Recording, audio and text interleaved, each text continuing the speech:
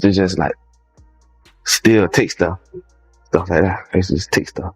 They snatch iPhones like that. Hotboi's luck has officially run dry. A judge has just delivered a harsh sentence that might keep him behind bars permanently. What started as petty offenses eventually snowballed into serious criminal charges, and now his long history with the law has finally caught up to him. Florida rapper Hotboii found himself in a familiar situation in the back of a police cruiser after officers say that he brought a gun and scaled a fence to get into a school. But this time, Hotboii didn't go down alone. He dragged his baby mama and their young child into the chaos. Let's break it all down. The explosive baby mama drama that ultimately brought everything crashing down. According to police, Hotboii scaled a fence on the south end of the school and was later spotted on surveillance footage tossing a black Carhartt bag over a fence connected to a fancy community adjacent to the... Now, picture this, it's 3:40 a.m. on July 9th, 2025, in Doral, Florida.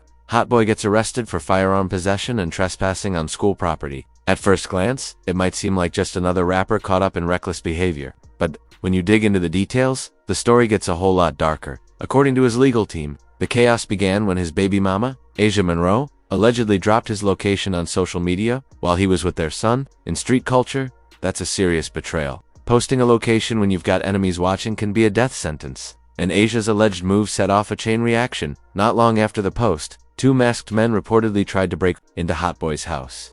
With his child inside, he did what any father would. He grabbed his gun, scooped up his son, and fled. But in trying to protect his family, he made a desperate move that would cost him dearly. He ended up near a school, one of the worst places to be caught with a weapon as a convicted felon. Surveillance footage later captured him climbing a fence and tossing a black Carhartt bag over.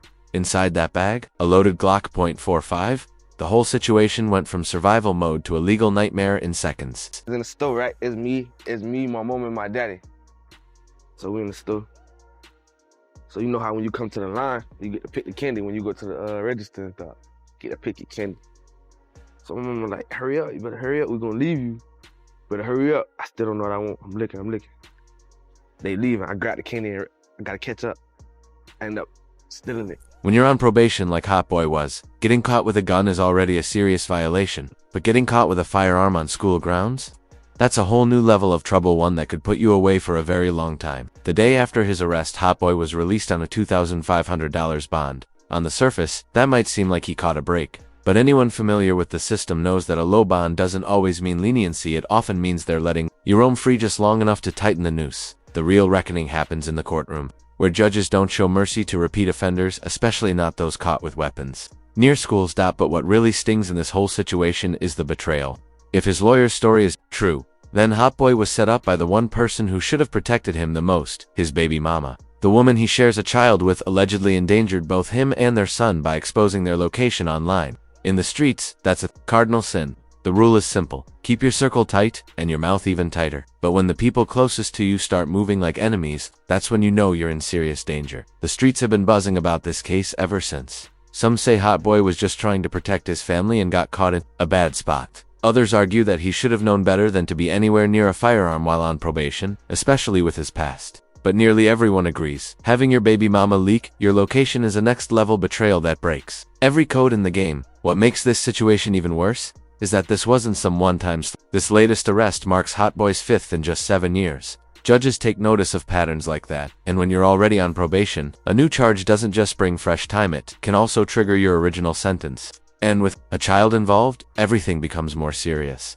Hotboi's legal team emphasized that he was acting out of instinct, trying to shield his son. And while any parent can relate to that urge, the law doesn't care much about intentions, especially when a convicted felon is found with a loaded weapon on school grounds. The timing of all this couldn't have been worse for Hotboii. Months earlier, in September 2024, he had been released after serving more than 2 years on federal RICO charges. He was finally getting his life and career back on track, dropping music, rebuilding his brand, and reuniting with fans. But now, this July 2025, arrest threatens to wipe all that progress away in an instant. So how did Hotboii even end up with RICO charges in the first place? That's where things get even deeper. We're talking about federal indictments, gang wars, and surveillance operations that painted him as more than just a rapper. Back in July 2021, Hotboii was swept up in Operation X-Force, a massive 9-month investigation that targeted alleged gang activity in Orlando. Alongside fellow rapper 9 Hotboii was accused of being a key figure in a violent feud between the 438 gang and their rivals, the Army Gang. This wasn't just a music beef that spilled into the streets. It was a deadly war that authorities linked to over 30 shootings and several murders, including innocent victims. Teenager Tevye, niece of a city commissioner and high school football star Dexter Rents Jr., who had a scholarship to play at Louisville, both lost their lives as collateral damage in this feud. What made the RICO case against Hotboii so unique was how it blurred the lines between music and criminal allegations. Prosecutors built much of their case using his social media posts and lyrics claiming that he was using his platform to promote gang activity. A firearm found in his car during a funeral was also used against him, but Hotboii's attorney, Lyle Main, fought back hard, arguing that 438 wasn't a gang, but a neighborhood reference, just like Biggie or Kodak Black, representing their roots. He said Hotboii was promoting his label, not a criminal organization. That defense ultimately worked. After 2 years in jail, the RICO charges were dropped in exchange for a plea deal. Hotboii admitted to 1 count of conspiracy and was sentenced to time served, plus 5 years probation.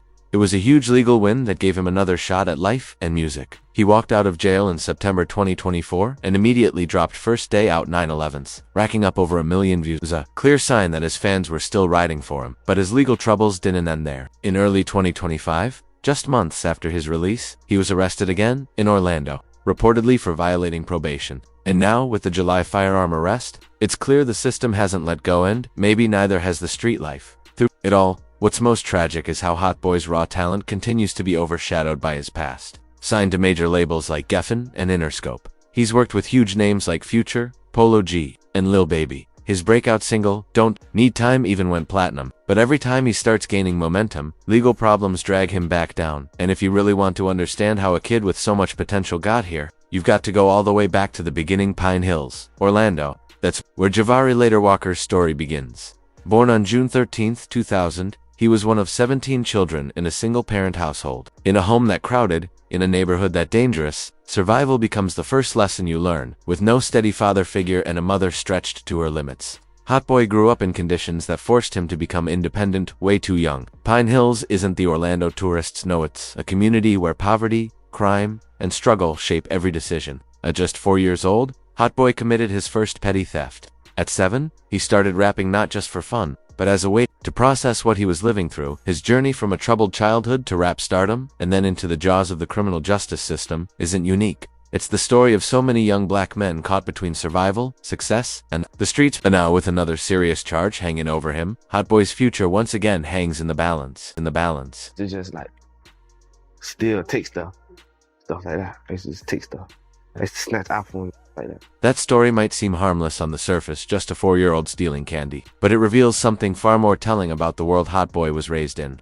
When a child learns that survival sometimes means taking what you need because no one else is going to provide it, that mentality sticks. It becomes a core part of how you see the world. That early lesson, get it by any means, set the tone for everything that followed. In 2016, with encouragement and support from his mother, Hotboii began uploading his music to SoundCloud and YouTube. This was during the early days of the streaming era, when a young artist with enough talent and drive could build a fan base right from their bedroom. And for a while, it seemed like music might be his way out. But that period of creative momentum was short-lived as the pull of the streets began to tighten its grip. As he grew older, Hotboii's involvement in crime escalated. What started as petty theft evolved into more serious offenses. By his teenage years, he had graduated from stealing phones to breaking into homes, crossing the line from survival to criminality. It was clear the environment he came from wasn't just shaping his music, it was shaping his path.